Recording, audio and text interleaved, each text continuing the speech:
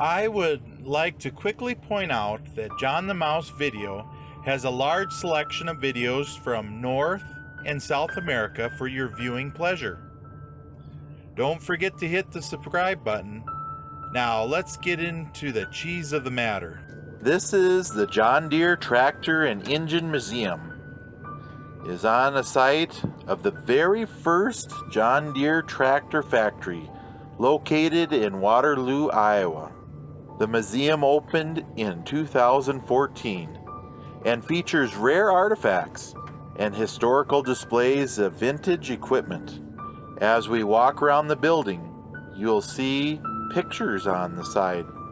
There is an old John Deere tractor sitting in the cold, with interactive exhibits of a steel plow that you can grip the handles to see how well you can keep a straight line in the field.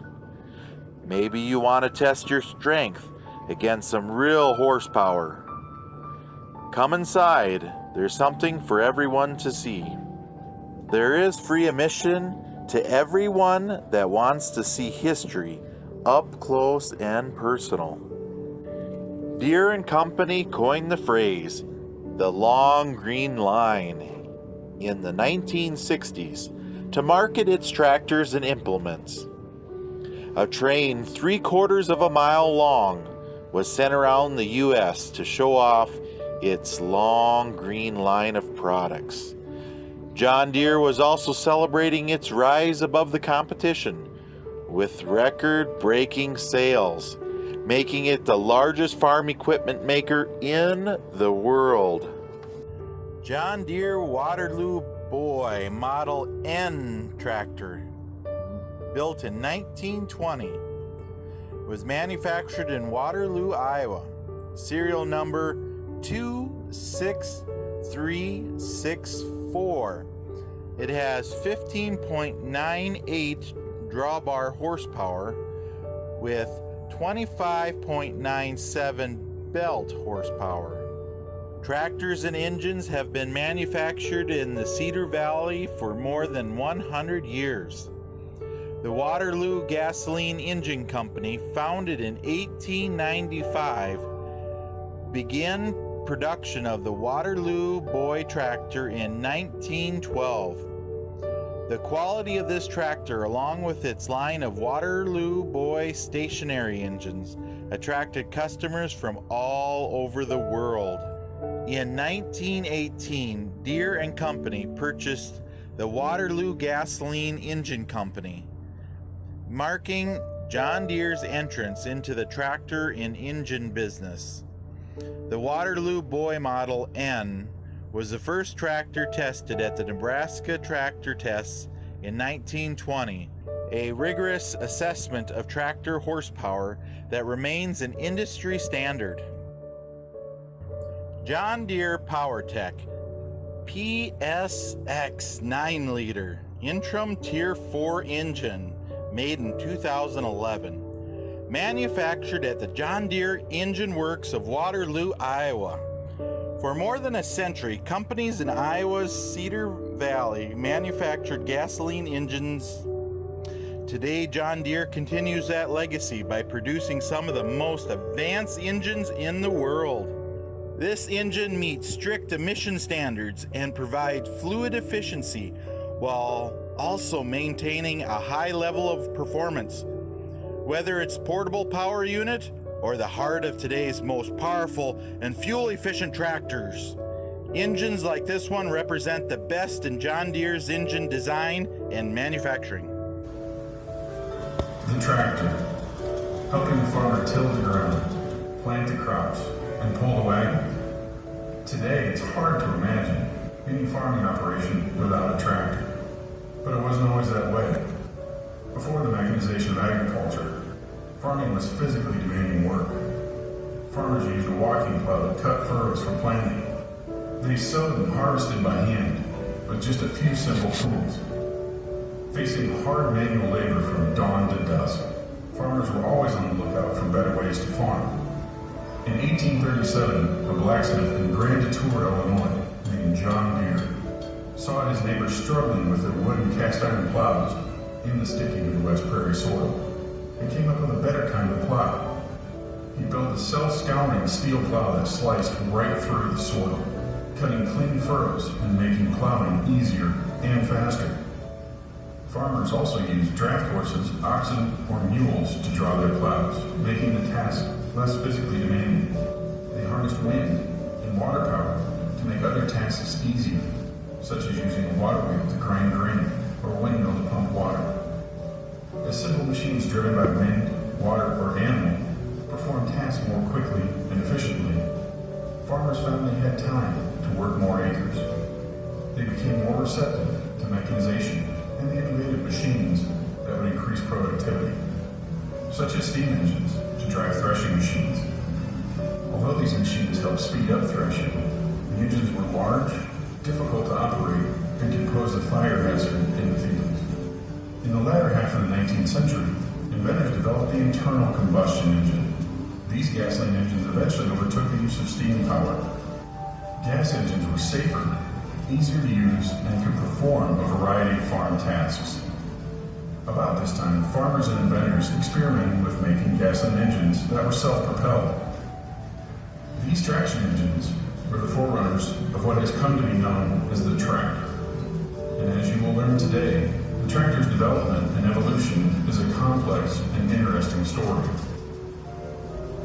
After the turn of the century, tractor and gas engine use continued to increase farmers' productivity and allowed them to expand the size of their farming operations. A number of Waterloo area manufacturers began building tractors and engines to meet the growing demand for these labor-saving machines. In 1918, John Deere purchased the Waterloo Gasoline Engine Company, home of the Waterloo Boy. This popular tractor became the first two-cylinder tractor built in Waterloo to bear the John Deere name, rounding out their line of agricultural equipment. Throughout the challenges of wartime, economic depression, and fierce competition from other manufacturers, John Deere continued to bring new products to market. Innovation spurred growth, even during these difficult times, as the company strove to meet customer needs. By introducing lines such as the dependable Model D in 1923 to the new style tractors in 1939, John Deere not only grew, but thrived. Post-World War II boom years saw increased tractor and engine usage, and by 1954, the number of tractors on American farms exceeded the number of horses and mules for the first time. John Deere dealers played a key role during this period by promoting the full line of John Deere products to their customers. They helped the company survive the changing times and ultimately develop a strong distribution network, which continues to be an integral part of the company's success. After years of research and development, John Deere introduced the revolutionary new generation of power line machinery in 1960. The company's first 4- and 6-cylinder tractors boasted higher horsepower, capable of pulling large equipment and enabling customers to be more productive and profitable. In addition to mechanical improvements, the new line received an updated exterior design with a sleek hood. The new tractors were also easier to use and more comfortable, with conveniently located controls, better visibility, and improved seat suspension. These innovations laid the foundation for features still seen in tractors today and propelled the company into a leadership position. As the global population increases and shifts from rural to urban areas, farmers have been called upon to feed more people than ever before. With their reliable performance and durability, tractors and engines have become essential tools to help farmers achieve this goal, enabling them to work more land faster with greater efficiency and productivity. What began in Waterloo over a century ago with a handful of buildings has grown into a modern tractor and engine manufacturing complex with facilities throughout the Cedar Valley. From those early days, the employees of John Deere have been committed to meeting the needs of the customers with integrity and innovation. Many of those quality John Deere products rolled off the assembly line less than a block away from where you now sit. And John Deere continues to research and develop technology that addresses the issues farmers face today and is at the leading edge of industry innovations. We hope you enjoy your visit to the John Deere Tractor and Engine Museum. The story it tells is about more than tractors and engines. It's the story of a company dedicated to those linked to the land, helping the farmer feed, clothe, and shelter the world. It's a story of the creativity, innovation, and hard work of John Deere employees. And it's a story that will continue to unfold at John Deere facilities, dealerships, and on farms around the world.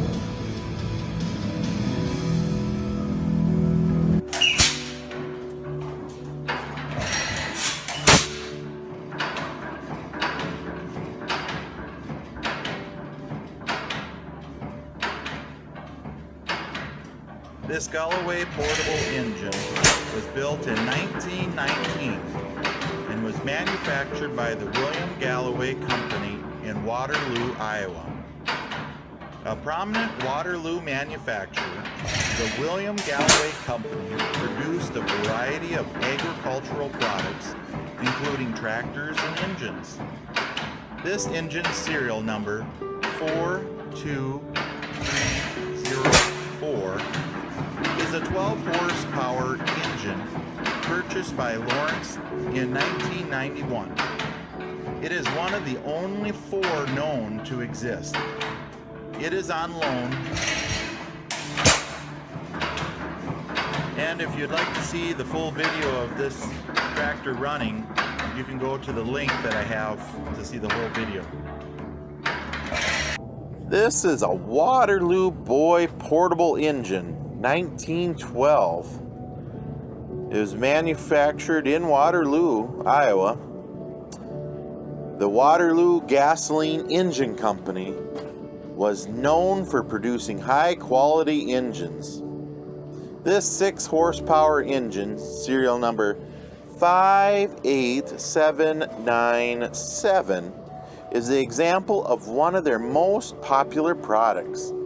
In 1918, Deere & Company purchased the Waterloo Gasoline Engine Company and began selling its reliable engines to the public. This plow was built in 2012 to celebrate the company's 175th anniversary of John Deere's first plow made back in 1837. It was based on a replica that is sitting in the Smithsonian Institute. This water-cooled Galloway stationary engine, it was made about 1916. This is a 1 3/4 horsepower stationary engine.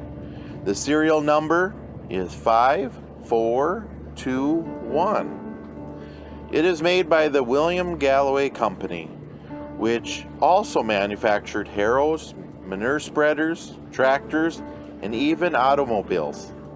At its peak, the company earned more than $2 million annually, but it couldn't survive the economic depression after World War I.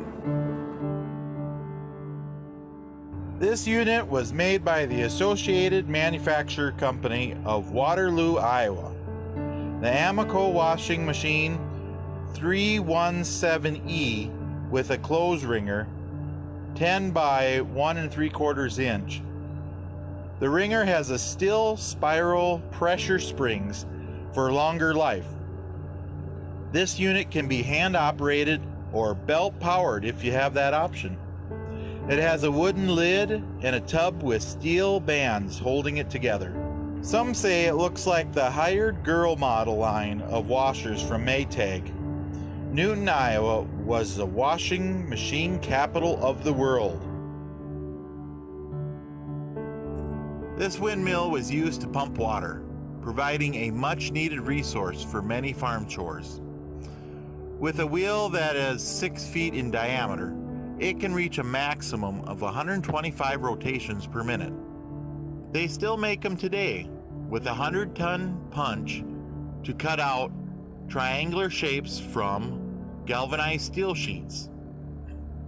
They'll need 18 triangular shapes for this wind wheel that are slightly bowed in shape from a roller. Windmill blades catch the breeze and spin while the gears convert the spinning action into pumping action. This technology has been around for over 2,000 years. Metal-bladed windmills beat traditional wooden ones in its superior pumping capacity. Even in low wind conditions, it will turn with a greater force compared to one in wood the same size. It will take a crane to lift the 290 kilogram windmill to the top of the tower. This windmill should last decades pumping water. This X702 model was produced in Chicago in 1933. These windmills came in a variety of wheel sizes, some up to 20 feet in diameter. This is a model of a full-sized Adams windmill. About 1873 is what they figure. These models were used by salesmen to demonstrate how the real thing worked. This is the only model known to exist. It has brass castings and fully movable components. A special feature of the Adams windmill was the shape of its blades. They turned inward to avoid damage during heavy storms. Wash day made easy. Engines take on the burden of a laundry day. Laundry is used to be one of the most difficult and time-consuming household tasks. Washing clothes involves soaking, beating, bleaching, scrubbing, rinsing, and rinsing each piece of clothing in a long process done by hand. In addition to the work it took to wash clothes, water had to be drawn from a well or hand pumped, heated by a fire, and then poured into the wash tub. Engine helped alleviate some of the work that had to be done, providing mechanical power to pump and run the washing machine. What it takes to wash a load of laundry. It took 18 hours, 3 people doing laundry by hand. 7 hours, 2 people using a hand-cranked washing machine. 5 hours, 2 people using engine-powered washing machine.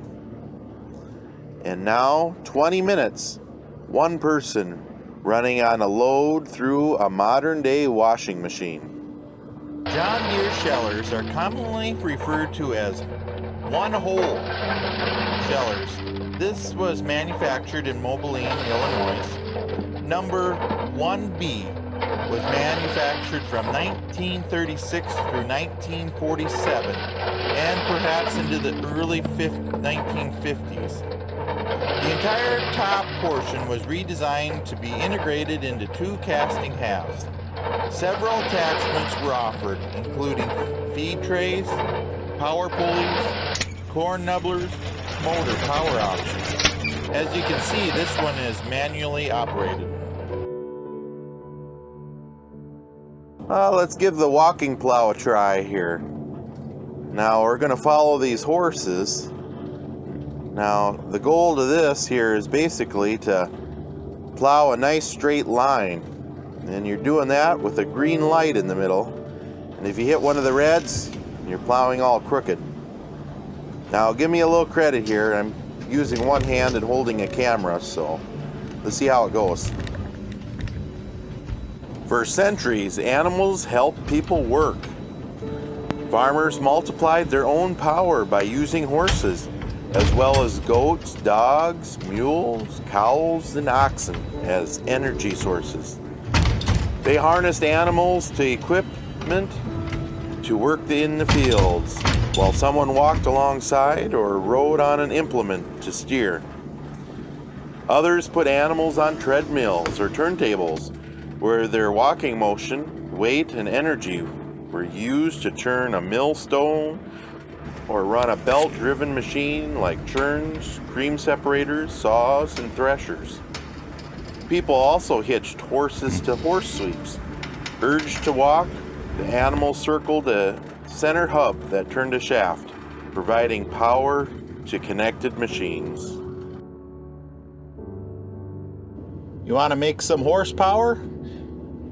This little deal they have is for you to try to use your own energy to produce a unit of horsepower. It says you should choose the smallest unit of horsepower to begin. Then you grab the rope loop. Now pull. Try moving the weight more than 3 feet in 1 second. Okay, now the first one, that seems pretty easy. But we'll move on to the other ones as I talk about the horsepower. Horsepower, a unit of power to measure how much, how fast the work is done. The term originated when James Wyatt, an inventor and a mechanical engineer, used it to compare the power of draft horses to that of a steam engine. At that time, so many horses worked on farms, it made a lot of sense to use them as a measuring tool.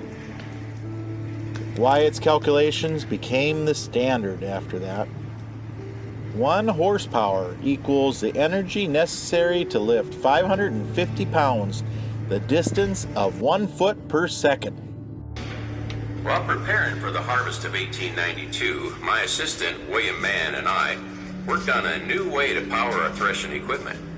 Instead of using steam power, I purchased a single-cylinder gasoline engine and mounted it on the running gear of a steam-powered tractor. After months of manufacturing parts and making adjustments, I tested the machine in the wheat fields of Langford, South Dakota. The following year, I moved to Waterloo intent on manufacturing and selling my new gasoline-powered traction engine. Right behind you is a replica of my traction engine. This is a full-size replica of the Frolic traction engine, 1937, manufactured in Waterloo, Iowa, known simply as the Frolic, and the only one known to exist. This full-size scale replica was commissioned by John Deere and Company for its 1937 centennial celebration. Since none of the original Frolic tractors survived, Deere service manager Fred G. Hillman and his team relied on pictures to find parts in the local scrapyards and off-experimental equipment. The engine you see on this tractor is a single-cylinder Model D test engine, adjusted to run as a vertical engine like the original Frolic. When the tractor was complete, it was shipped to Los Angeles, California, for the filming of Making Tractor History, a movie commissioned by Deere to document the history of the company. During World War II, this tractor was almost scrapped and used for the war effort. You can still see some of the damage done to the drive axle before the tractor was saved from demolition. In the early 1890s, Iowa resident John Frolic managed a threshing crew in Iowa and South Dakota. To make his job easier, Frolic combined a Van Dus stationary engine and a Robinson chassis, creating the first traction engine capable of moving forward and in reverse. In January 1893, Frolic returned to the Northeast Iowa and formed the Waterloo Gasoline Traction Engine Company. But his machine design was far from perfect. As the company struggled, its line of stationary engines became the profitable part of the business. Facing financial ruin, investors removed Frolic as president and reorganized as the Waterloo Gasoline Engine Company. This planter started out in 1877 and was targeting farmers who were tired of operating manual corn planters or those who were frustrated with corn-drawn corn planters with lousy company standards of the day. This Rotary-Drop corn planter design was going to change all that. Deere and Mansur Company was started by John Deere's son, Charles D. and Alva Mansur, that was a family business partner. They started in a small 2-story building. What made them become the largest producer of planters in the world? by dominating planter sales. It was a cast iron plate placed at the bottom of the planter's seed box that employed slots spaced at appropriate intervals along its edge. The slot held seeds that would be dropped at a constant rate while planting. In doing this, the planter was 65% to 85% more accurate than any other on the market. As tractors became more common on farms, a faster planter became apparent, so they built a 4-row planter. This offered farmers the ability to cover 40 to 50 acres in a single day. That was unheard of. As tractors became bigger and faster, 6-row models came out. Deere bragged that their planters offered farmers everything they needed in a planter. They included the same metering plates idea that could dole out 100 different types of seed.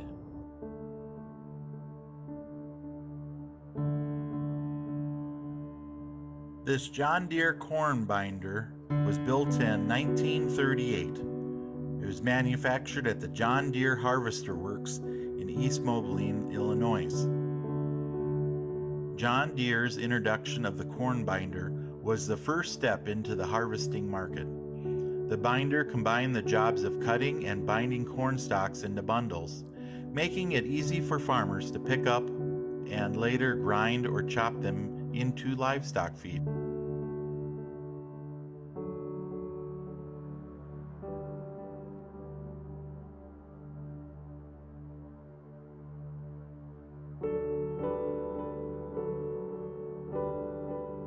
Waterloo Boy Model R was built in 1914. It was manufactured in Waterloo, Iowa. Its serial number is 1568. The owners is Travis and Shirley Jord of Rochester, Minnesota. In the early 1970s, Travis purchased the frame of this early Waterloo Boy tractor. Little did he know that it would be one of the oldest known Waterloo Boys in existence. For 5 years, he searched for the proper engine to finally complete his restoration.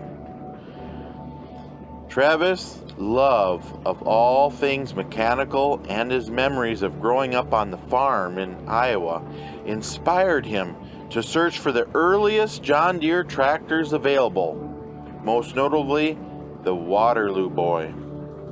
Travis and Shirley, his wife, live in Rochester, Minnesota, where he is a retired teacher. I'd like to thank him for having his tractor displayed here for others to see. This air-cooled Chore Boy stationary engine, manufactured by the Associated Manufacturing Company in Waterloo, Iowa, was made around 1915. This is 1.5 horsepower stationary engine, serial number 29362. Associated Manufacturing was one of many companies that built engines in the Waterloo at the beginning of the 20th century. A book called The History of Black Hawk County and Its People says 20% of all engines made in the United States in 1913 came from Waterloo. Like anything new, you might want to look through the operator's manual. We'll skim through this manual that they sent with every engine. It says, carefully read these directions. Get acquainted with your engine. Care of your engine. Starting your engine. To start engine. Stopping engine. And caution. Now, there was some accessories that were shipped with this engine. 1 quart of the best grade gas engine cylinder oil, 1 wrench, 1 piece of asbestos igniter boss packing, and 1 piece of asbestos cylinder head packing.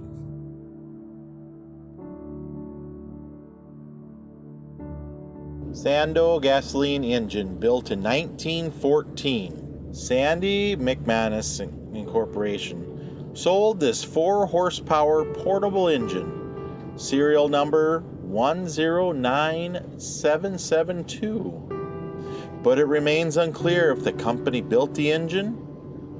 Its similarity to the others produced in Waterloo suggests that they acted as a sales agent for local engine manufacturers. This engine is on loan from Paul Sams of Marshalltown, Iowa.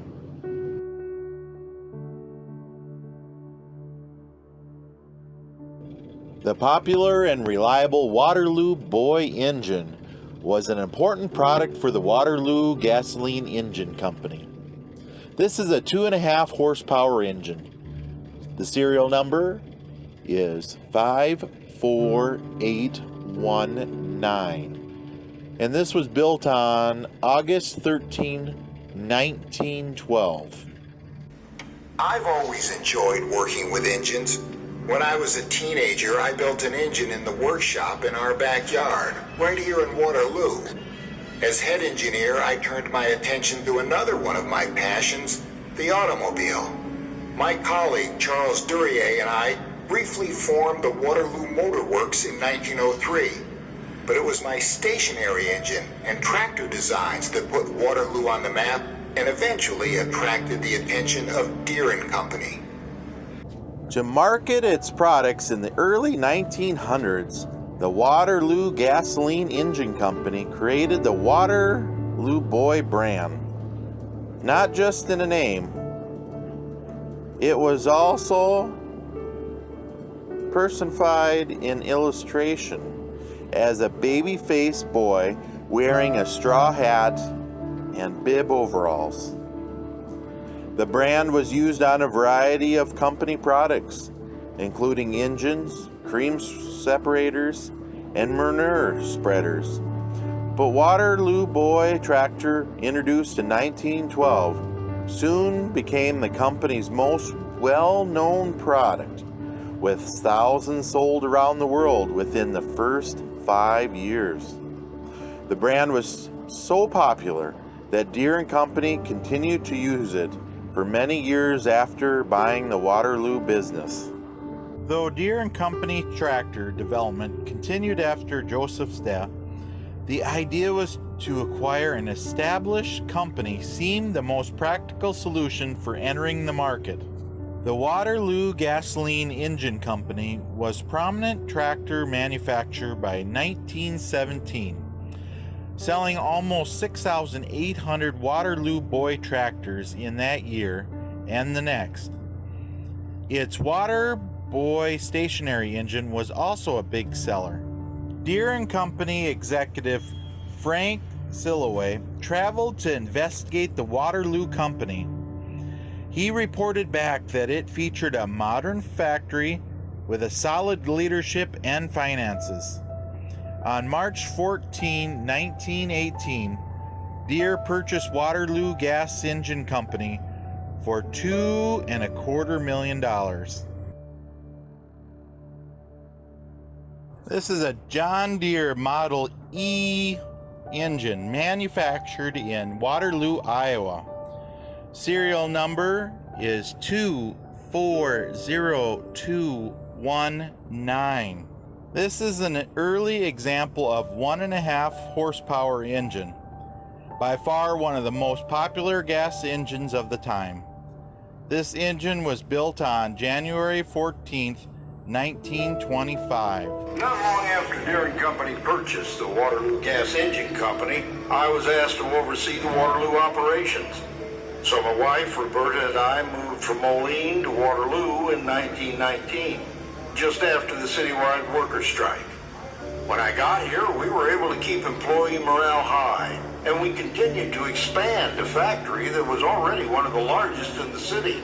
We navigated some tough times here in Waterloo.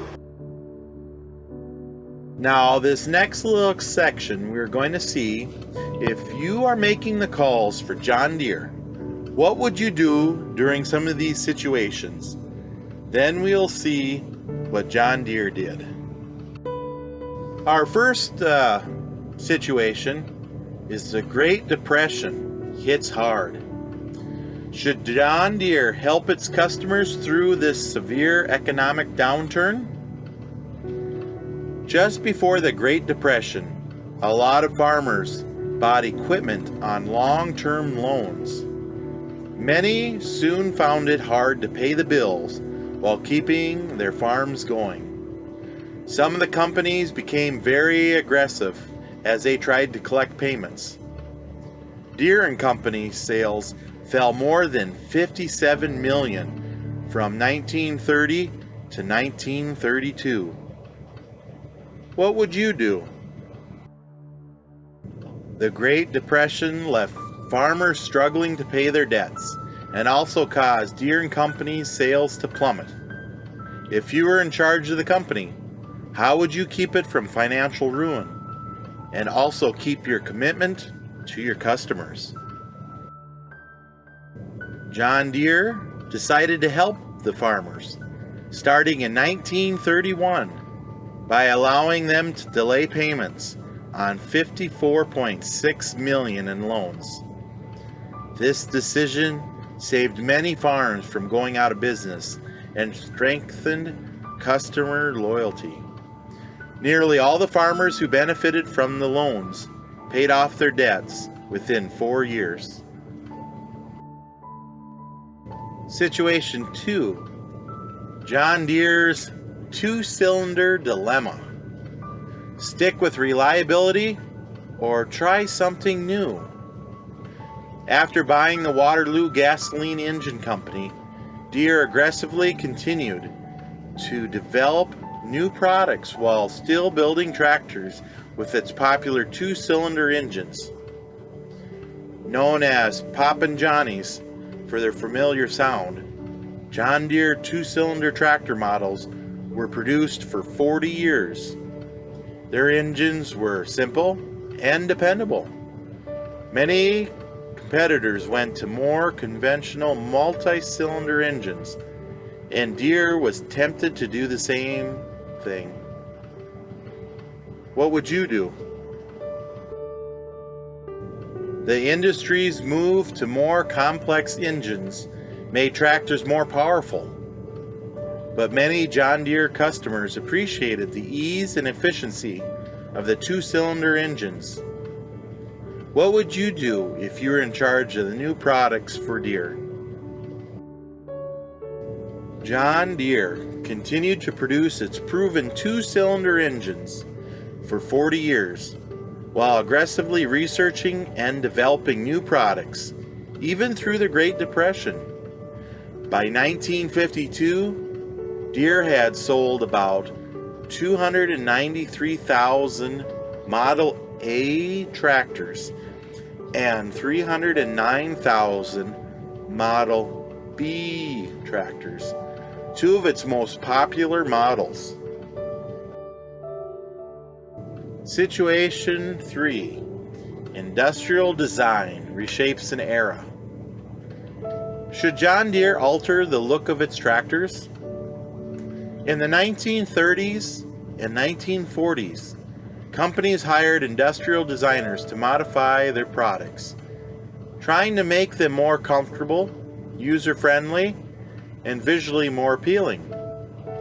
Common items like phones, appliances, cars, and trains were giving new shape and better functionality. It wasn't long before farm equipment companies wanted to apply this philosophy to tractors. Some proposed a complete redesign of John Deere tractors, but their shape had changed very little over a quarter of a century. By the 1930s, Deere & Company was a leader in the tractor market and wanted to keep growing. The decision to redesign its tractors might attract new customers, but it also could disappoint those who've grown comfortable with their traditional design. If you were in charge, what would you do? Deere & Company made the decision to hire Henry DeFrost, one of the leading industrial designers of the area, to update his tractors in 1937, starting with the distinct radiator cover. Dreyfus worked as the engineers in Waterloo to give John Deere tractors a more modern look. This restyling made the tractors safer and more comfortable and more appealing. Situation 4. World War II impacts workforce. How should Deere handle the labor shortage? Many employees left their jobs at John Deere to join the war effort in the 1940s, causing a severe shortage of workers. The company couldn't just close its factories. It needed to figure out how to fill those jobs to maintain production, while also adding lines to contribute to the wartime needs, like building airplane parts, ammunition, and transmissions. What would you do? When the U.S. entered World War II, many Deere employees left to serve, creating a labor shortage. If you were in charge of the company, how would you adapt to keep the business going? Deere expanded beyond its traditionally male employee base by hiring more women and disabled workers. Some area residents also helped with wartime production by working in the factory at night after finishing their day jobs. Before the war, the company employed about 150 women in the factory positions. By April of 1944, 10 times that many, more than 1,500, worked in its factories. This John Deere Model D was built in 1924. It was manufactured in Waterloo, Iowa. Serial number is 30618. The horsepower is 22.53 at the drawbar, 30.4 belt horsepower. The owner is Jake and Sharon of Orange City, Iowa. Produced from 1923 to 1953, the Model D experienced the longest production run of any John Deere tractor. It was widely popular across the country and exported to South America and Russia. The Waterloo factory produced about 160,000 Model D tractors. This tractor is one of the earliest productions John Deere Model D tractors remaining. Originally shipped to Portland, Oregon, Jake purchased this tractor for his private collection in 1989. Unlike many tractors used in the Midwest, this one probably spent most of its life working in the timberlands and perhaps even powering a sawmill. This John Deere Model 4010 was made in 1961, manufactured in Waterloo, Iowa. Serial number is 21T00104. Horsepower at the drawbar is 71.93 and 84 PTO horsepower. The owner is Douglas from Ontario, Canada. While visiting a local dealership in Hull, New York with his father, 9-year-old Doug picked up a brochure for the new generation line of tractors.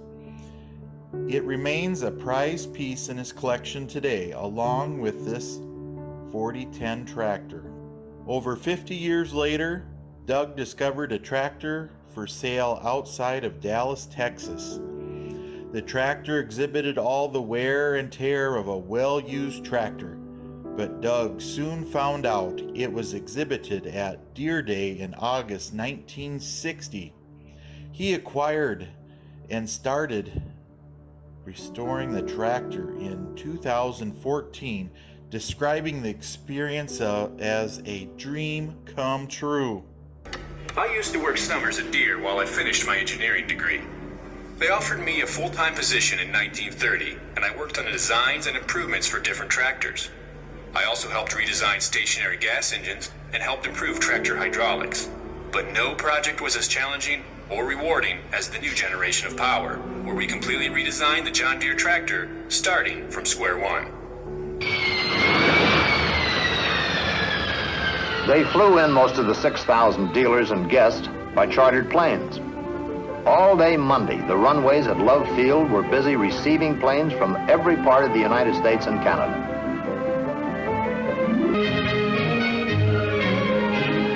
The crowd started arriving early by bus, by taxi, and on foot. Quite a sight. 6,000 people pouring into an auditorium, and most of them anticipating important news that would affect their business lives. Next morning, the show was to start in the big Civic Auditorium, a beautiful new building on the edge of the business section. It is with great pride that we identify the next spokesman for John Deere, who will bring you the big news of our next step into the future. John Deere's 6th president, Mr. William A. Hewitt.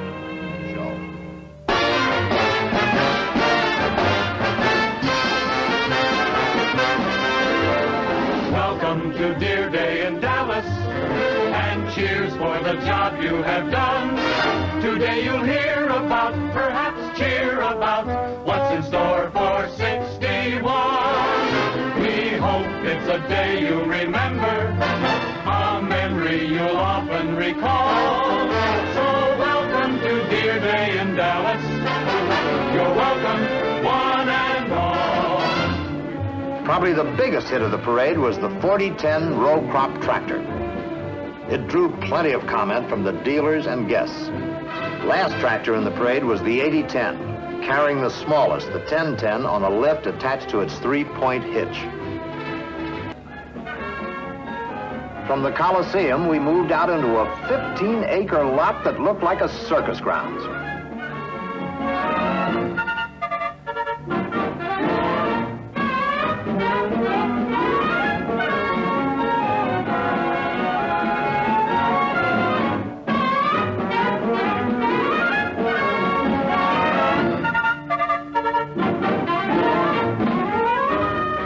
What a sight that was. 6,000 people getting their hands on the new tractors and equipment for the first time.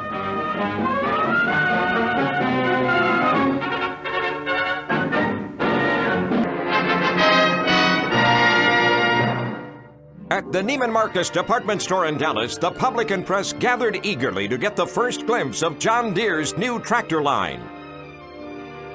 William Hewitt, president of Deere & Company, and his wife Patricia, the great-great-granddaughter of company founder John Deere, were there to reveal a brand new diamond-embellished John Deere 3010 row crop tractor.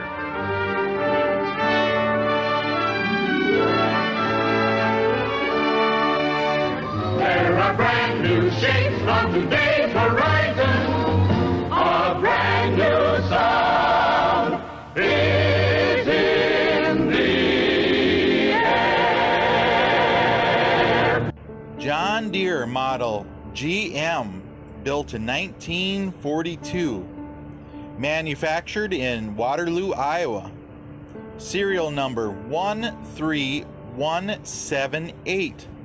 Horsepower 34.49 at the drawbar, 38.10 at the belt horsepower. Owner is Alan and Pamela of North Liberty, Iowa. Raised on a farm in northwestern Iowa, Alan grew up on the back of a John Deere Model G. Years later, the family carries on the tradition by collecting Model G tractors, including this model GM. With American involvement in World War II, John Deere faced wartime manufacturing regulations limiting raw materials for production. As a result, the Model G modernized, or GM, debuted in 1942.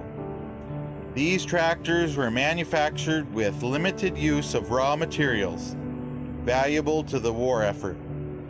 Most early model GMs had steel wheels instead of rubber, and a hand start instead of electric start, which required copper for many components. John Deere Model B tractor was built in 1945, manufactured in Waterloo, Iowa, serial number 180117. It has 18.26 drawbar horsepower with 20.52 belt horsepower. Deere & Company is proud to be the longest running corporate sponsors of the Future Farmers of America, FFA. For 75 years, Deere contributions have provided support for FFA chapters to build stronger communities through various service projects that addresses environmental responsibility, hunger, health, and nutrition, community safety, and community engagement. For the tractor's anniversary, Delphi, Indiana FFA chapter spent many hours restoring this 1945 John Deere Model B tractor. During its 18-year production, John Deere produced more than 300,000 Model B tractors, making it one of the company's most popular early tractors. This tractor also represents the ongoing relationship between Deere & Company and the Future Farmers of America.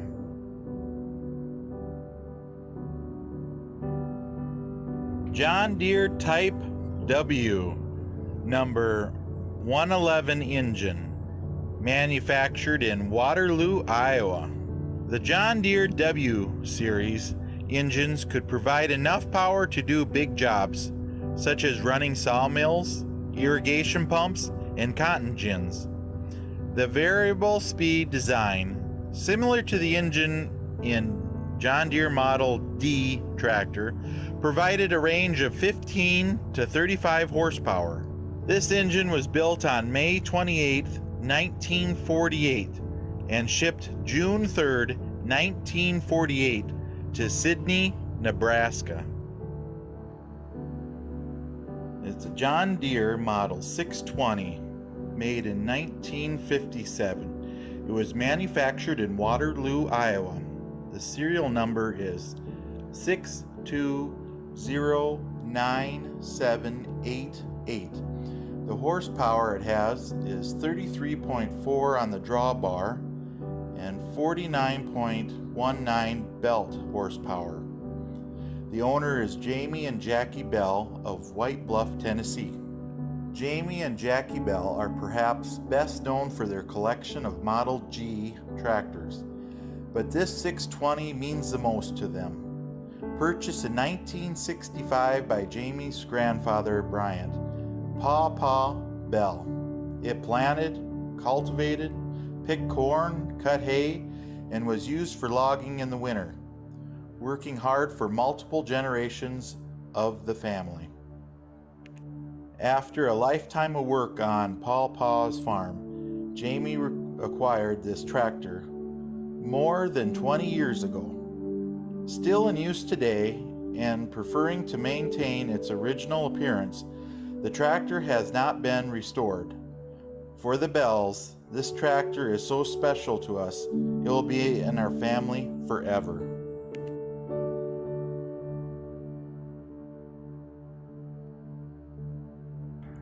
Experimental Tractor 1917 was manufactured in Waterloo, Iowa. The owners are Grant Matthew Lee Thomas and Brianna Gingrich of Dublin, Ohio.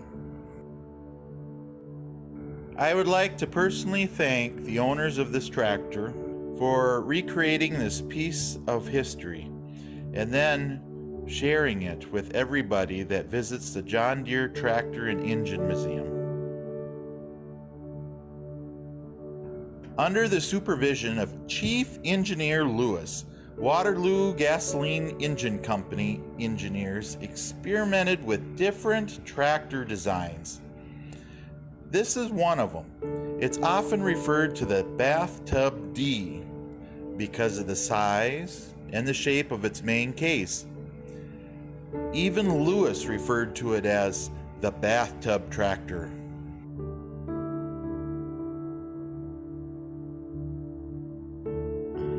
In 1992, while working at John Deere's old tractor factory site on Westfield Avenue, construction workers unearthed the bathtub case complete with axles, gears, and crankshaft.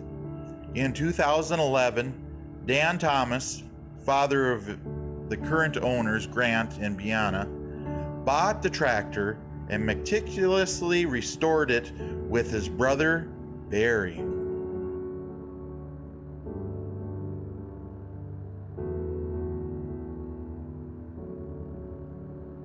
This is an overtime Model R, built in 1917.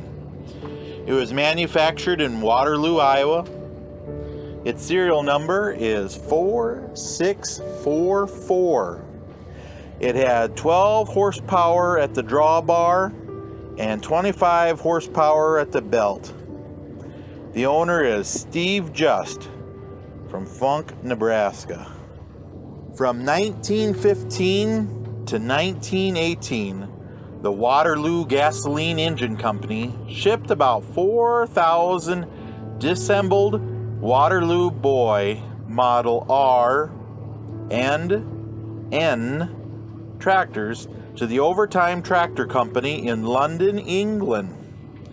Upon their arrival, they were reassembled and rebranded as the Overtime Tractors. These machines provided the United Kingdom with reliable farm power to increase their food production during World War I.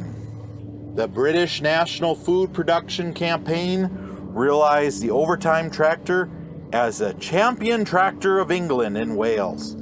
This tractor is part of Steve Just's collection that features many rare and unique tractors from all over the world. His Overtime is only one of only a few known to exist in the United States. John Deere model JD500 was built in 1972, manufactured in Waterloo, Iowa, serial number T153C151820R. Horsepower, 80 horsepower. Owner, George and Ted out of Sibley, Iowa. George has collected new generation John Deere tractors for 45 years. For George, they are a reflection of a company that cares about the future, a value instilled in him by his father. George has passed the same appreciation to his son, Ted, who is now working side by side with his father, overhauling engines and restoring tractors. This tractor is an industrial model built with a 30-20 components. It features a heavy-duty front axle, industrial tires, and a stronger sheet metal required for the construction industry. It also relies on a synchro transmission, a common feature in agriculture tractors but unusual for construction tractors, making it a rare find for collectors. Follow these simple steps to start your tractor's engine. Set gear shift lever in neutral and pull clutch lever back to disengage. Open throttle halfway. Turn fuel control lever to open gas flow. Open compression relief valves. Pull choke out. Turn ignition key clockwise. Step on starter lever. Push choke in as soon as engine fires. Close compression relief valves.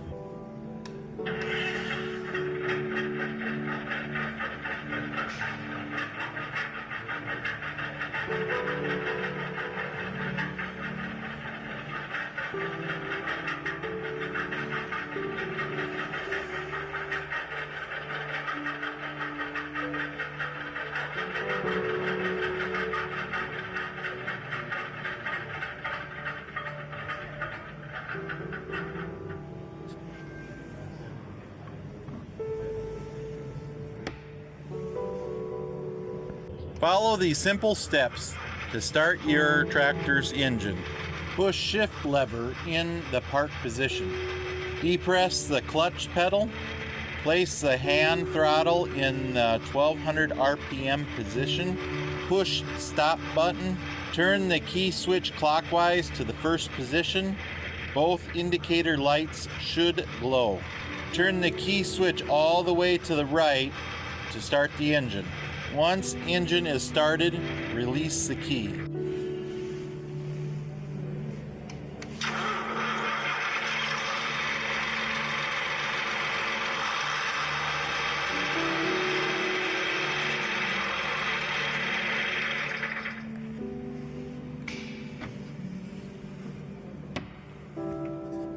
Follow these simple steps to start your tractor's engine. Set gear shift lever in neutral and pull clutch lever back. Set speed control lever to its vertical position. Turn three-way valve to vertical position, opening gas flow. Open priming cups. Close choke with the handle up. Turn flywheel counterclockwise to start the engine. When engine fires, immediately open choke.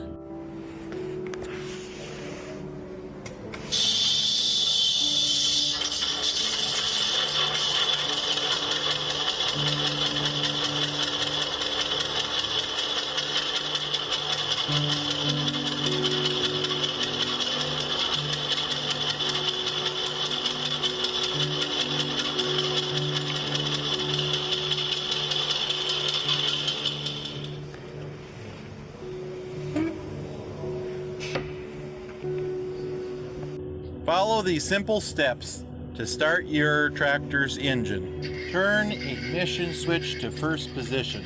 Press down on the decompression pedal. Press starter button. Allow engine to roll over. Release decompression pedal. Advance speed control lever about halfway. Release starter button after engine starts.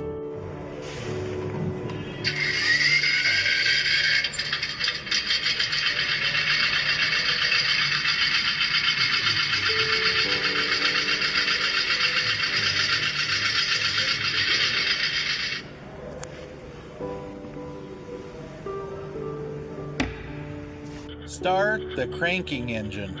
Open fuel shutoff valve. Pull choke all the way out. Pull starter switch control. Release when cranking engine begins to run. Push choke in when cranking engine starts and let run a short while before engaging the diesel engine. Start the diesel engine. Put tractor gear shift lever in neutral and the diesel engine speed control lever in the stop position. Pull the decompression lever all the way back. Slowly pull cranking engine clutch lever all the way back. Hold the cranking engine clutch lever and release the decompression lever. When the diesel engine is on full compression, open the engine speed control lever about halfway. Once the diesel engine is running, release the cranking engine clutch lever to shut the cranking engine down.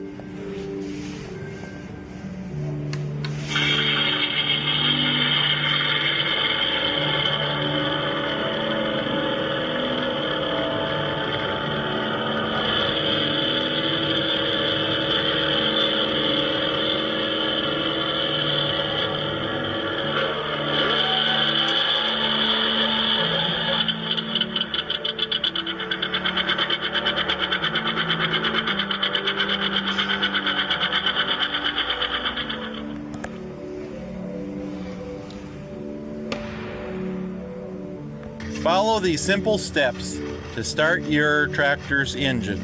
To open gas flow, rotate 3-way valve until handle is parallel with gas line. Open needle valve on carburetor.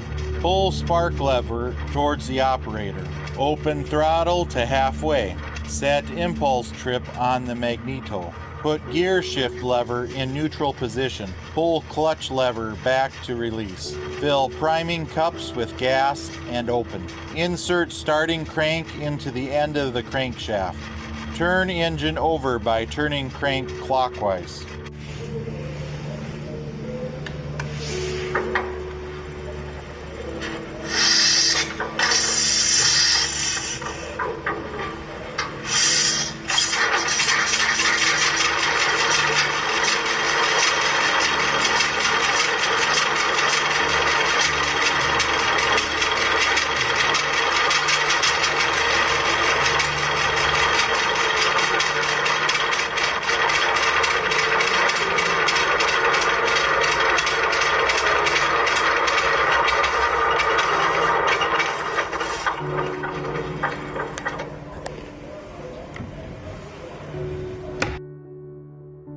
This John Deere Model 60 was made in 1956, manufactured in Waterloo, Iowa, serial number 6059841. Owner is Tony out of Davenport, Iowa.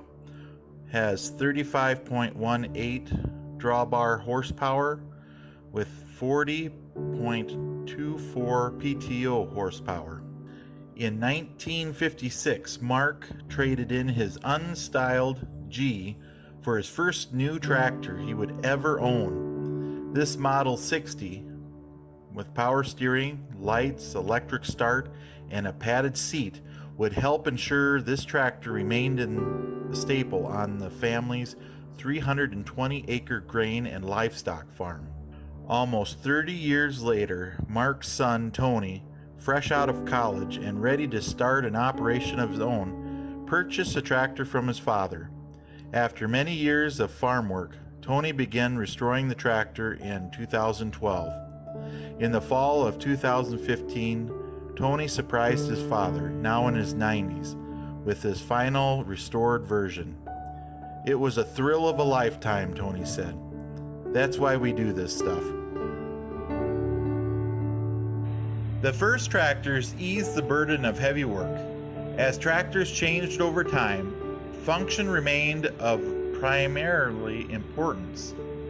But the designers began modifying their form to take advantage of the modern technologies, materials, and manufacturing capabilities. Many of these changes also improved safety, visibility, cooling, or ergonomics as tractors added more features, power, and speed. The grille screen was designed so a person could clear off debris with a swipe of a finger. The front steering pedestal was covered and was no longer integrated into the grille. Which tractor do you think this is? These 2-cylinder 10 series tractors were the first offered with 4 fuel options, power steering, and live power takeoff. The John Deere name was placed on the side of the hood instead of on the tractor's front. For the first time, a simple chrome ornament was added to the center of the hood. Which tractor do you think this is? These 10 series new generation tractors were a complete departure from their 2-cylinder predecessors. With the new 4- and 6-cylinder designs, the Model 210 was built Dubuque, Iowa. A yellow leaping deer trademark replaced the John Deere name on the nose of the tractor.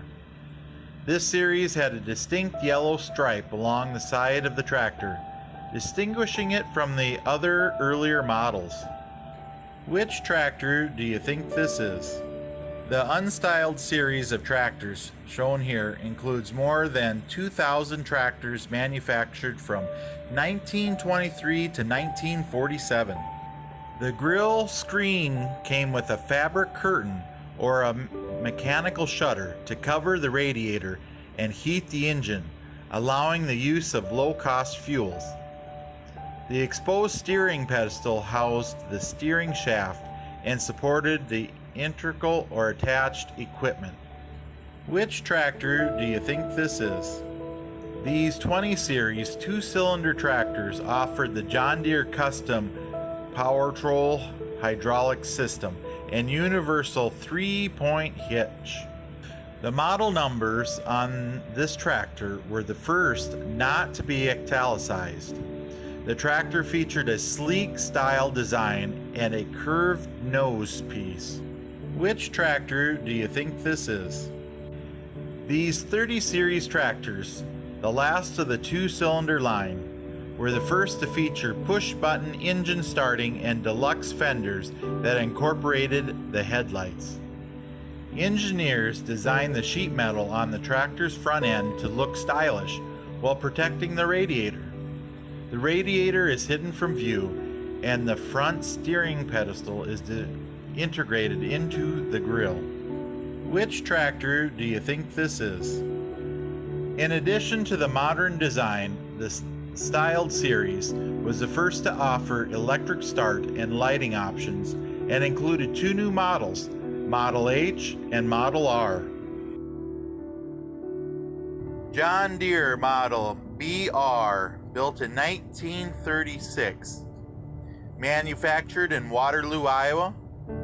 The serial number is 325350. Horsepower has 14.25 horsepower on the belt. Owner is Austin from Cuba, Illinois. When asked which tractor is his favorite, Austin will tell you his great-grandfather's Model 60, purchased in 1956, and his 1936 Model BR on display. Austin's grandfather, Ron, gave him the tractor for his 16th birthday, and his father, Andy, restored the tractor. Austin went on to become involved in the Antique Tractor Restoration Club at Iowa State University. He recently graduated and now works for John Deere, the company he loved for so many years. The Model BR is the standard tread version of the row crop Model B. Standard tread tractors have a fixed front axle and have the same width as the rear axles, so the tractor can drive through the rows of crops.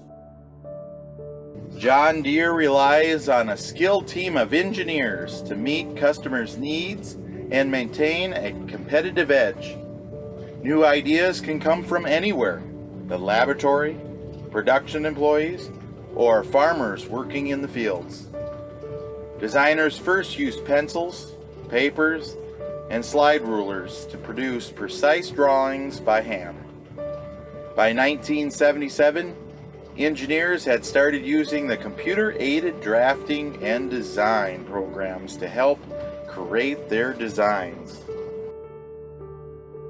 According to a 1956 National Safety Council study, tractor accidents were responsible for more than 1,000 deaths a year, with the majority attributed to rollover accidents.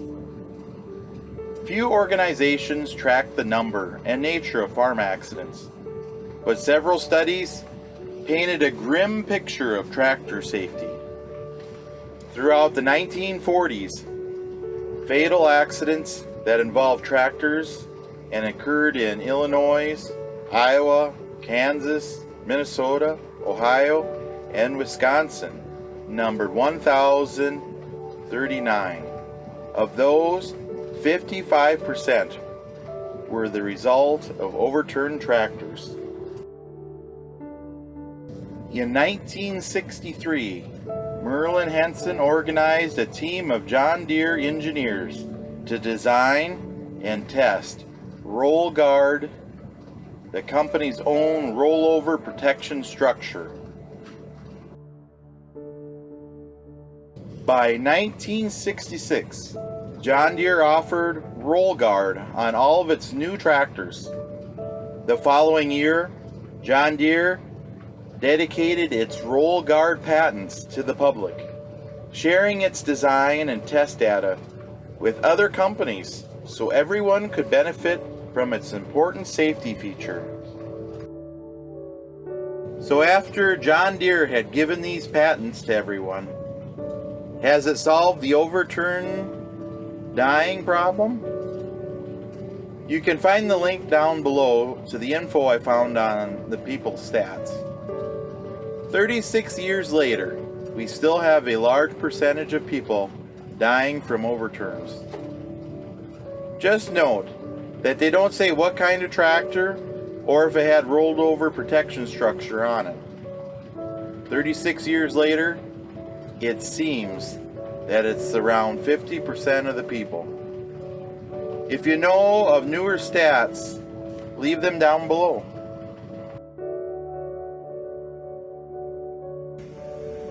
Foundry work isn't easy. It's hot and dirty. But if you stuck it out and worked hard, the John Deere Waterloo Foundry provided opportunities. Back in the 1960s, Archie Scoville, one of the Foundry managers, actively sought out skilled up-and-coming employees and promoted them to positions of responsibility. Mr. Scoville actually helped me get my job here at the Foundry. Throughout the years, John Deere Waterloo Works used countless machines to produce tractor parts, and maintenance teams worked hard to keep them running. But when the machines were finally removed from service, technicians would take off their factory tags and hang them with their collection on the walls of the facility maintenance office in the S building. Here's a few examples of those tags. Once a casting left the foundry, it was prepared for assembly. The drill press used to bore holes in metal was just one of the machines required to ensure all parts were properly finished and fit together. Some parts, including gears, hydraulic pumps, and valves, were discarded if tolerances were unacceptable. Such precision demanded state-of-the-art tools, skilled operators, and strict inspections. Ever wanted to look inside a running engine? Well, this model helps show that at a little slower RPM wise.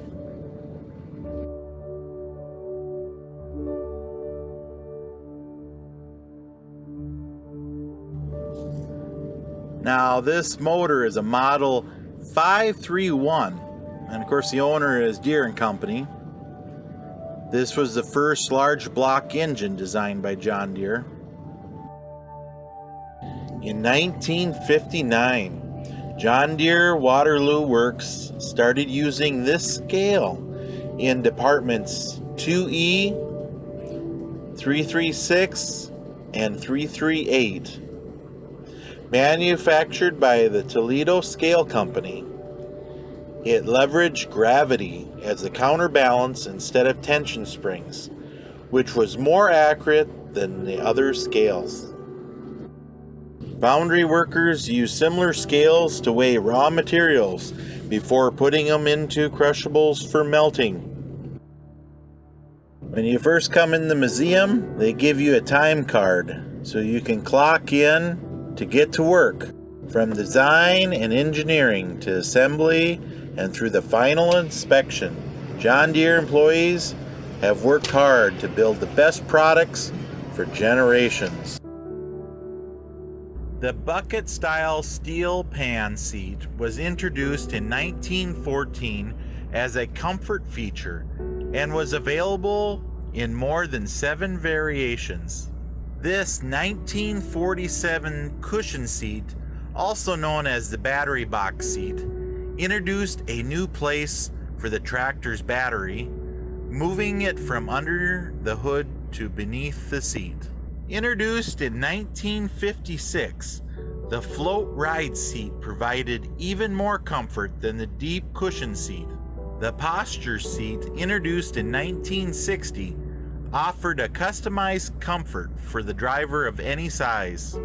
They have learned a lot over the years on the seats, but now they have the best seat of all in today's tractor.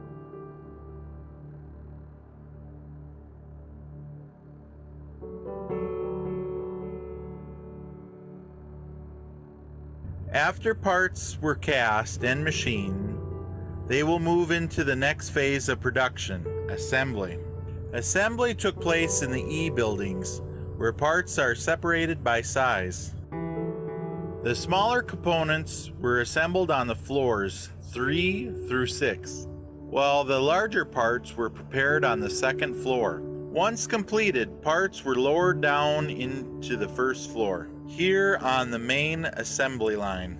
Workers brought all the parts together to create a complete tractor. The tractor then moved along the line running east to west through the factory, stopping at different stations for testing and painting. When finished, the tractors were loaded onto rail cars for a shipment across the country to dealers and customers. Today, John Deere's Waterloo assembly takes place in tractor cab and assembly operations on Donald Street. The site of John Deere factory complex was once a marshy swamp that ran between Black Hawk Creek and Cedar River. The Cedar River was named by the local native Indians for the many large cedar trees that grew in the area. The river has long served as a valuable natural resource, providing food, transportation, recreation, and the power to the people living in the area. In the early years of Waterloo, settlers began to build a log and brush dam and a sawmill along the river. As Waterloo grew into a city and the riverfront was developed for industrial use, this land provided the ideal location for the Waterloo Gasoline Engine Company and eventually John Deere's first tractor factory. In downtown Waterloo, on the corner of 3rd and Cedar Street, stood the Waterloo Gasoline Engine Company. Founded in 1893, this factory was the first in the city to manufacture gasoline-powered tractors. In the early 20th century, the business was growing at a steady rate. At the same time, prominent businessmen were developing industrial parks around Black Hawk Creek, and the Waterloo Gasoline Engine Company decided to expand into one of their new developments. In 1910, they constructed Building B, one of the first facilities in the Red Cedar addition, and began using the building as a foundry. In 1918, John Deere purchased the Waterloo Gasoline Engine Company and continued to use the Building B for its foundry or metal casting operations until a new foundry was built in 1928. During World War II, Building B housed the Iowa Transmission Company, a subsidiary of John Deere that produced tank transmissions. John Deere continued to use Building B until 1981.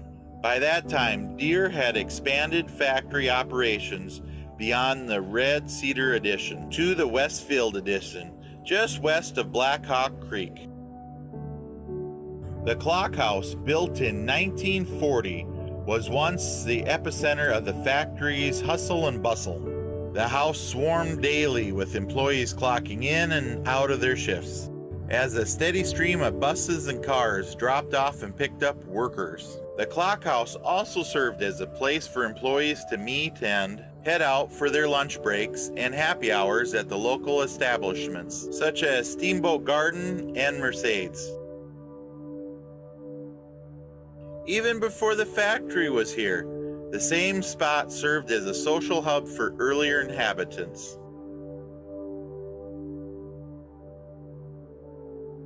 Back in the 1700s, the Iowa and the Muskogee Indians who lived there would gather around an iconic oak tree for their council meetings and social gatherings. In later years, the oak tree became a popular place for early settlers to have a picnic along the river, foreshadowing the same excitement and activity that would later surround the clock house. Built in 1941, this building, now home to the John Deere Tractor and Engine Museum, first housed the administrative offices in the company's engineering department. The room you are standing in was once the main area for prototyping and testing. Here, engineers developed concepts and designs for many different tractors and engines. Before they could begin manufacturing a new design, a prototype or experimental model had to be constructed. Using these models, engineers tested their design for durability, safety, precision, and power. Today, John Deere's design and testing process takes place in their Product Engineering Center on Cedar Heights Drive. At the new facility, engineers continue to develop state-of-the-art designs for tractors and engines.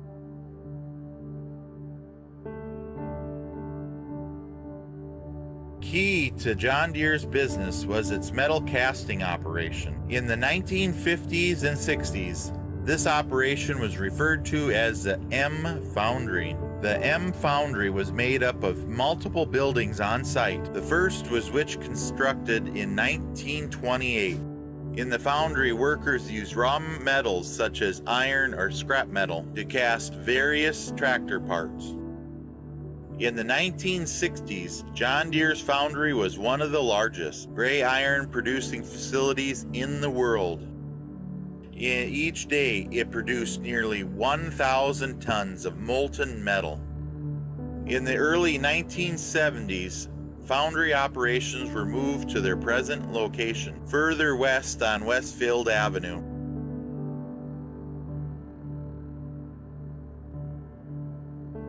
Essential to the building of a tractor was the art of machining. This process came after the foundry phase and ensured that each part was complete before moving on to assembly. During this process, machinists precisely milled, drilled, ground, and cut parts to exact specifications.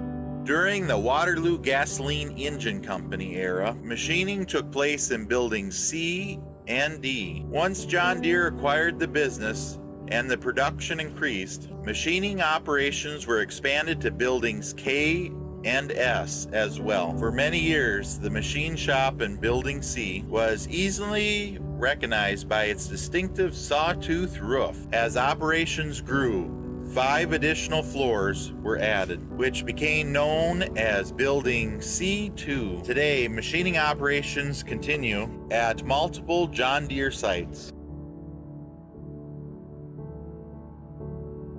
In March of 1961, a major flood hit the city of Waterloo, nearly destroying the Westfield addition. With the aid of federal funding, the city began rebuilding the devastated community, strengthening flood control systems and investing in urban redevelopment. At the same time, John Deere was busy meeting the high demand for its popular new generation tractors and quickly outgrowing its limited factory space. Seeking to turn devastation into opportunity, John Deere expanded into severely damaged Westfield addition. After purchasing the land in 1967, John Deere began a multiple of urban renew projects, including building a state-of-the-art foundry and straightening Black Hawk Creek. As a result of these projects, John Deere's factory space doubled in size, from just over 3 million square feet to nearly 7 million.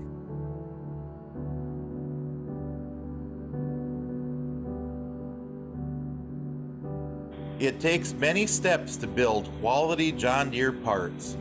What do you see here is from the new generation tractors, debuted in 1960.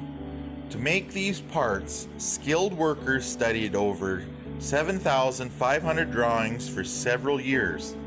They also used over 465 new machine tools, some which had never been used before at John Deere. Did you know vintage parts are still made at John Deere Service Parts Operation in Waterloo, serving those who continue to run early model tractors today? This raw casting for a hydraulic pump housing is used on a variety of tractors, including a model 4020 tractor. This finished hydraulic pump assembly consists of 72 different part numbers and 215 individual pieces. These original equipment manufacturer or OEM parts are still machined at John Deere Service Parts Operation in Waterloo. Although technology has changed over time, the overall machining operations remain largely unchanged. This is a raw forging for a hydraulic pump shaft. This is a finished pump shaft after it has been machined, hardened, and ground. This is a forging for a 4th and 7th speed gear. There are 18 operations performed on this gear from its raw state to the final product. In this step, a lathe rotates the part at high speeds. A cutting tool is applied as it spins to remove material. Now the next process, the smaller spline teeth, are formed by a process called shaping.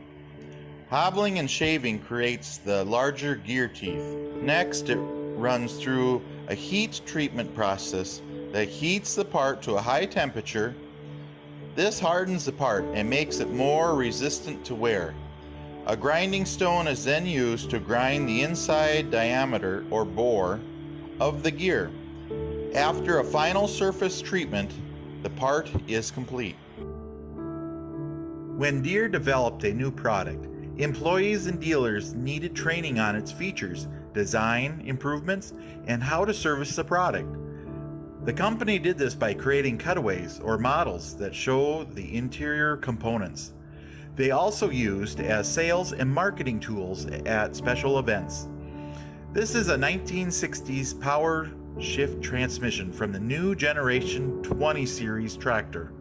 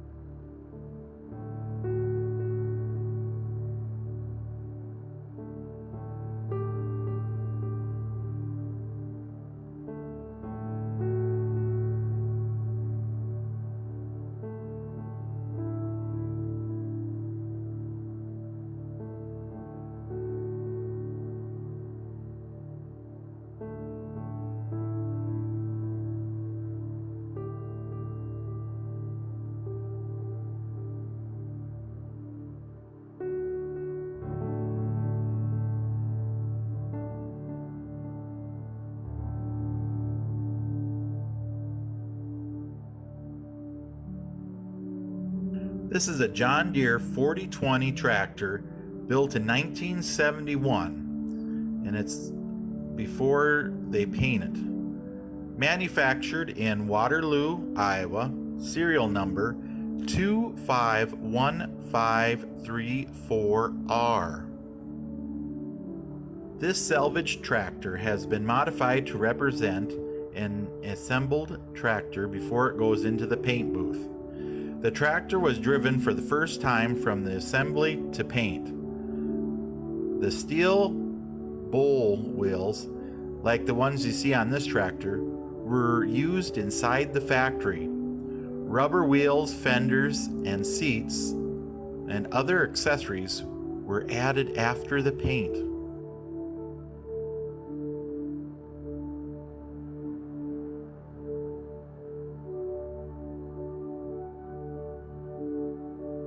This is a Lanz Bulldog model 1616, built in 1956. It was manufactured in Mayhem, Germany. Has a serial number of 163791. It has 16 horsepower, and the owner was Graham Thompson of Janesville, Iowa. The company was founded in 1859. And Lanz AG manufactured agricultural machinery in Mayhem, Germany. and continued through 1960, when Deere & Company acquired it in 1956, marking its first European manufacturing site. In 2006, this tractor was displayed at the 50th anniversary of John Deere's acquisition of the factory. It is owned by Graham Thompson, a John Deere employee that moved from Mannheim, Germany to Waterloo, Iowa in 2007. And he brought this special tractor with him. So now it's displayed for everyone to see.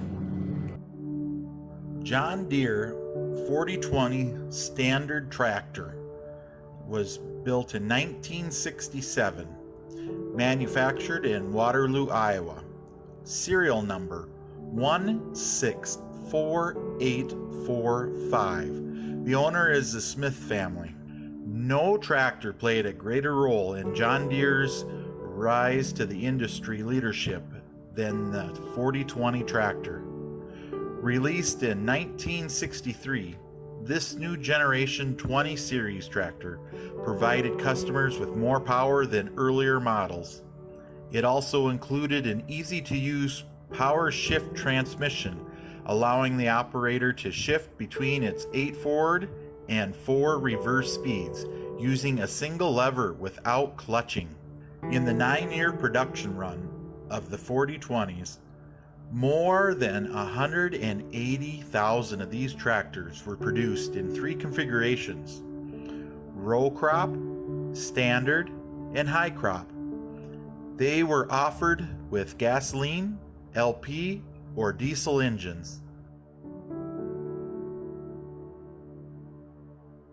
My job is to make sure the parts we produce are of high quality so they will continue to work for a very long time. In a tractor, there are hundreds of parts working at fast speeds in perfect coordination for years on end, despite punishing loads, heat, and stress. Every single one of those parts must meet rigid quality specifications so they can continue to work hard for years to come. I'm Lydia Figge. I began working in the payroll department processing payroll in 1908. At that time, the company was called the Waterloo Gas Engine Company. In fact, I interviewed with one of the founders, George Miller. Mr. Miller hired me as a bookkeeper, and little did I know I would find a home with this great company until I retired in 1952. I made wonderful friends, and I have many great memories from my time in the office at John Deere. This is a John Deere 112 lawn tractor, built in 1968. For a long time, families using John Deere tractors purchased equipment from other manufacturers to mow their lawns. In 1963, John Deere began making lawn equipment at the John Deere Horicon Works in Horicon, Wisconsin. This expanded John Deere's customer base beyond the farm to suburban homeowners around the country. Was known as the Weekend Freedom Machines.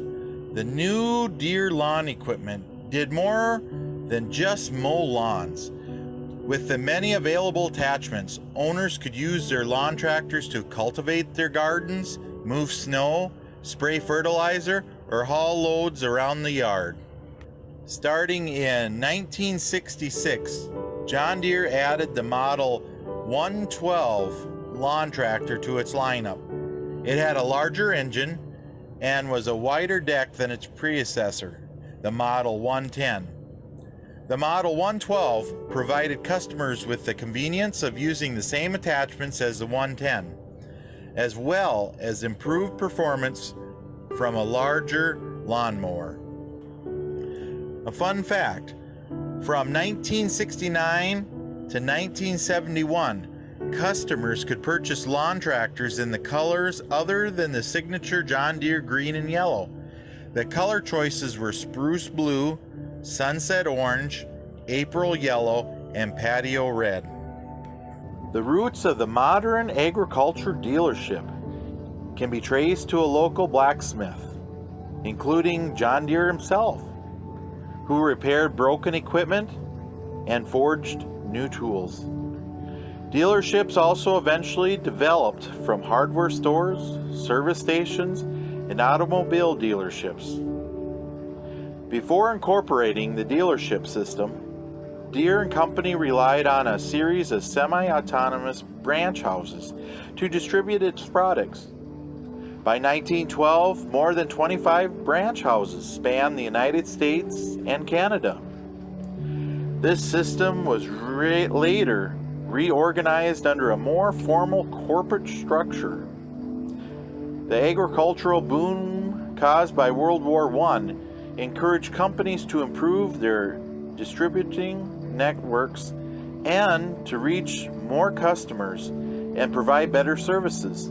This groundwork also helped them succeed in the prosperous times and survive the lean years of the 1920s and 1930s. One of the oldest and most recognized corporate symbols in the world, John Deere's Leaping Deer trademark has represented the company and its products for more than 135 years. Deere was founded in 1837 and the first trademark was registered 39 years later in 1876.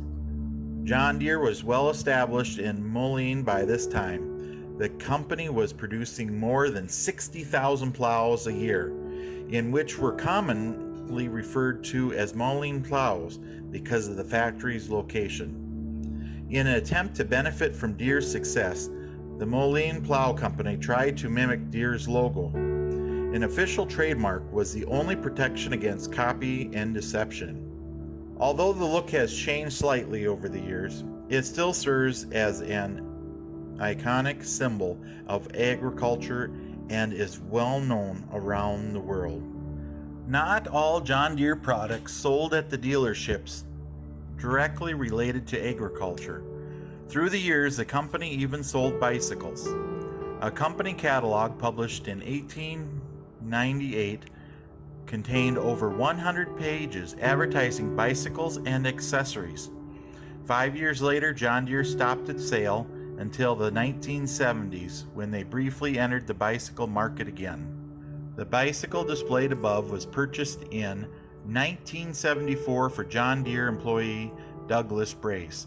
He used the bike in a variety of ways, including his commute to work here on Westfield Avenue. This is a John Deere 8400R tractor. It was built in 2018. Manufactured in Waterloo, Iowa.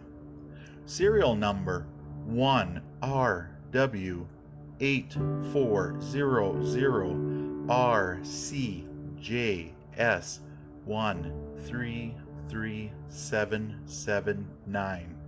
Horsepower 400 engine horsepower with 313 PTO horsepower. The John Deere 8R series tractors are the most popular line of John Deere tractors today. They provide performance, reliability, and low-cost operation for row crop and broadacre applications.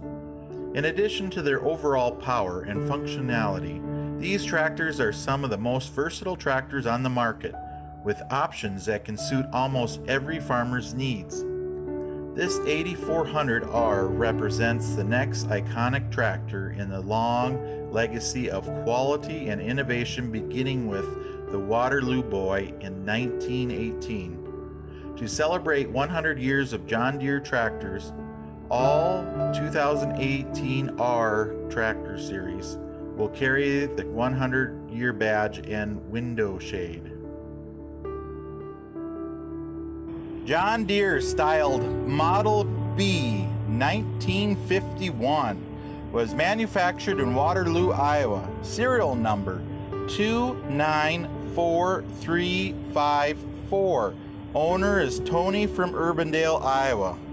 John Deere produced this tractor when tractors were just starting to outnumber horses on the American farms. For many years, Nick relied upon his 2 horses to do most of his work. His son Matt bought this tractor from a dealership in Wall Lake, Iowa in 1951, even though Nick preferred his trusted horses. Matt's youngest son spent many hours on the tractor, and during the winter months, he cleaned the tractor from top to bottom. Matt's grandchildren, Tony and Ross, often helped him pick up sticks in the grove, and they would put that in the bucket loader on the tractor. And then the work was done, he would give each of them a quarter. In 2004, after 3 generations of working for the family, the tractor was restored and now is used as a show tractor. In order to prepare for planting, farmers till the ground by loosening the soil. They can use equipment such as discs or plows. Sprayers use long mechanical arms to apply herbicides, pesticides, or fertilizers to crops. This helps farmers increase their yields at harvest. Different types of mowers are used to cut a variety of vegetation, including grasses, hay, alfalfa, or unwanted weeds. One type of mower, a rotary cutter, is used to manage pastures or waterways by cutting unwanted vegetation growth, reducing the need for chemical use. After being cut, some crops need to be compressed into bales that are easy to manage and transport. Typical crops that require baling are hay, straw, or corn stalks. The baler shapes the compacted crop into round or square bales, and then wraps the bales in twine, netting, or sheeting. Planters place seeds at a specific depth within the ground and then cover them with soil. Each seed is set precisely an equal distance apart. Depending on the need, farmers can also use a seeder or seed drill to plant their crops. After being cut, some crops need and is used to lift or haul loads. It has a number of agricultural uses, such as moving hay bales. It can also be used in industrial settings to move gravel or dirt.